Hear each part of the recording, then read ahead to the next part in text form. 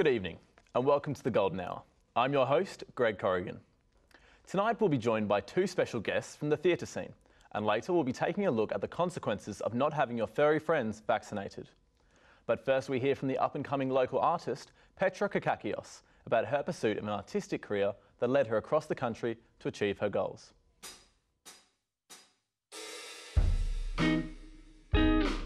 I remember when I was about 8 years old, my mum had a friend come over and try and teach me how to paint. And at first I really enjoyed it, but then I felt that she was limiting me, so I sort of stopped the art classes. When I was 14 years old, I entered an art competition and I came second out of 6,000 entries.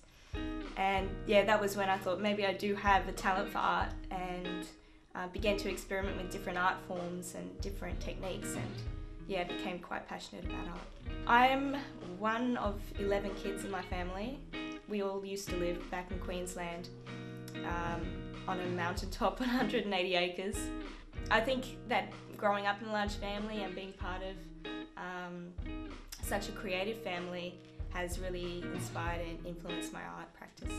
I began to wonder, am I going to be this, artist studying on top of a mountain in the middle of nowhere, just by myself doing my thing, or, I just started to question, what am I going to do? So a friend who I studied with online advertised a room to rent here in Perth, and in 3 weeks I was across Australia and studying on campus.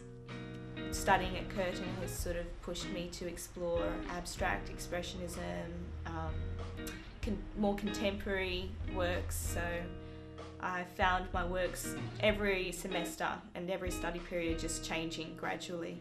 It has been quite a roller coaster. Like, there are times when it's been quite difficult and challenging. It was hard being away from family, and I realised then that home and family was a large source of inspiration for my art as well. But I began to find my own rhythm, and I think that being away from home has helped me, especially with my art. And I've achieved things that I never would have achieved if I was at home. I think that the works that I created over the past few years, I've grown to like. These ones that I've produced have sort of grown to be my favourite. For the future, I would love to be a full-time artist, and I'd love to be able to live off my art. That seems like, a long way into the future, but yeah, that's what I would love to be doing. We wish Petra all the best with her future studies. Joining me in the studio is Dylan Dorotich and Ellis Kinnear. Welcome to the Golden Hour. How are you guys? Yeah, good. I'm good, thanks. Thanks for having us. Good stuff. Now, both of you are currently studying theatre, is that correct? Yes, it is. Cool, and it's not every day that we meet someone studying theatre. Tell us a bit about it.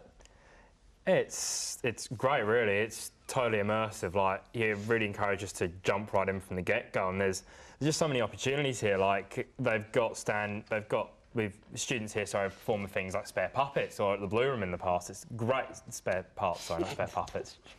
And yeah, it's just, there's so much opportunity depending on what you want to do, like acting, writing, directing, stage managing, tech. It's just insane.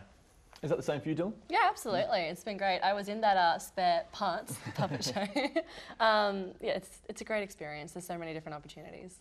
Nice. And were you inspired to pursue theatre by a certain playwright or performance at all? Samuel Beckett and Harold Pint were big ones for me. Like, they're these absurdist playwrights, and I was just totally drawn into these kind of tense, atmospheric worlds they created, and that's really kind of what sucked me right into theatre. Now, before we go on, just quickly tell us a bit about absurdism. What is that about? Basically, it kind of revolves around the search for meaning in a meaningless life. Well, that's something you love? I like the atmosphere that it creates. Yeah. I'm not necessarily that bleak myself. It's fascinating. It's fascinating to see what happens when people are put into that situation. And what about you, Dylan? What performances or playwrights have got you where you are today? More so than playwrights, I think, is people I've worked with. So the youth theatre group that I did stuff with right through high school, some of the people I worked with there really inspired me to be in theatre, because I saw how they were affecting other people's lives, and I just thought, it's amazing. I'd love to be able to have that impact on someone. Yeah, it seems like such good fun. What kind of things are you doing outside of uni that has helped you grow as an actor yourselves? It can be tricky to find those opportunities sometimes, but they're out there. You just have to find them. Like I was just in a musical. It was Carrie the musical at Phoenix Theatre, and that's it's just one example of a bunch of stuff that you can do. You can always get involved with stuff with other theatre groups or other universities, and then of course there's stuff like the Blue Room, Fringe. It's all experience. Fringe World's great. Yeah. Fringe World's great for finding work outside of uni. Yeah. Have you guys done any fringe work in the past? Yeah, I did one this year. Yeah, and what did you learn from that experience? I've actually learned quite a lot because the guy had done quite a few things in the past. It's quite a lot different to someone who's professional but who was outside of university. I learned quite a lot about using space as well, because I actually did a performance in a yoga centre as opposed to an actual theatre. So it was, Wow, that's a bit different. yeah, it was pretty cool though. Right, and what is, in your opinion, what is the most enjoyable part about studying theatre at Curtin? People and connections, I think. Yeah? Yeah, it's like I recently did this show that toured up to Merida and Cosy by Louis Now, and it was insane, just the connections, the people that I was with up there. Like I feel like I've formed some really close bonds and friendships, and it's just like, just going about seeing these people for that extended period of time it's like, I actually miss you. Yeah. It is about networking though, right? Especially being in the Absolutely, arts, right? yeah. Who you know? Oh yeah. Who you know, not what you know. That's Yeah, that's it. saying. So we found out that you've been putting on these lunchtime performances as well. Is it at Building 302? Tell us a bit about that. So students have the opportunity to put up productions either that they found and fallen in love with or written themselves each semester. Anywhere between like 6 and 8 or 9 kind of go up each semester. I put one up last semester. It's an amazing opportunity. You're really forced to kind of just jump in and learn everything about theatre because it's all done by the students. We cast it, we direct it, we have student actors, student techies. It's amazing. Yeah. So you get the opportunity to learn so much, Yeah. really. Yeah, it's something I would encourage everyone to get involved with. You only ever get involved with via acting, you want to do tech for them, you want to put one on yourself, you want to stage it, just do it, because the chance to get to work in an environment like that where it's all people learning and all your peers, it's super rare, and the chances are outside of uni you're not going to get the chance to do it again. Yeah. Speaking of chances, what is it like going out there and actually finding roles and jobs in the acting industry? Terrifying. Yeah? Terrifying, but extremely exciting at the same time, I think. Yeah, definitely. Like, there's nothing like that, like, rush when you get a call from a director who's like, you know what, I didn't think you were crap, I want you in my show. Like, that ring is like a rush of adrenaline I really can't compare to anything else. Yeah. It's like dancing in the street to Casey and the Sunshine Band.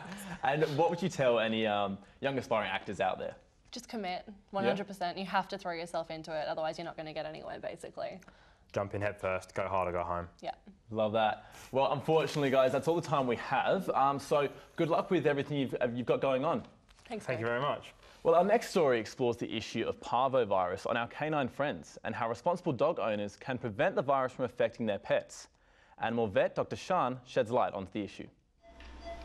This is Bridget, a 4-year-old greyhound. Bridget has been booked in for a dental clean by her owners. It is safe to assume that her owners have vaccinated her too, based on Bridget's healthy appearance.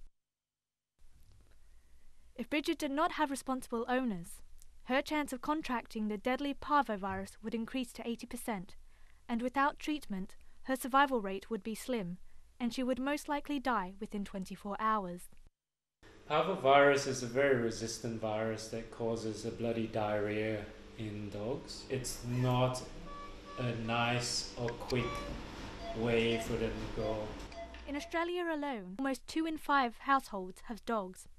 More than 60% of dogs are at risk of contracting the virus, the majority of victims being puppies. This deadly virus may remain active in the environment for up to 5 months, where in that time many dogs can become infected. It's contracted from infected dog's feces, and a susceptible dog comes along and actually ingests some of that virus, and then it will go into its gut and infect it that way. Vaccinations are generally started at 6 weeks of age. In addition, the mothers are also vaccinated whilst pregnant, so that they supply their unborn litter with the correct antibodies to overcome the virus. It is important to allow the vaccination to take effect before exposing your dog to other pets in public areas, in order to avoid your dog contracting the virus. Under treatment, the maintaining of the dog's fluid levels are vital, and blood transfusions may occur. As there is no specific treatment for parvovirus, vets are forced to keep them under critical care conditions and hope for the best outcome. The result of surviving parvovirus is damage to the dog's intestines, loss of fluid and blood, and fever, therefore impacting on their long-term health. Although the prevention of parvovirus is available and financially affordable, some owners choose to not vaccinate their dogs and risk spending up to $2,000 on treatment or losing their beloved family member. Anyone who wants to be a responsible pet owner should discuss vaccinations with their local vet. Well, that's it for tonight. Please join us next week for our coverage of Perth's up-and-coming indie rock band, Young Robin.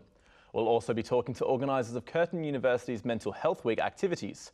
Our next show also includes a special guest appearance from Perth's very own author, Craig Silvey. Until then, good night.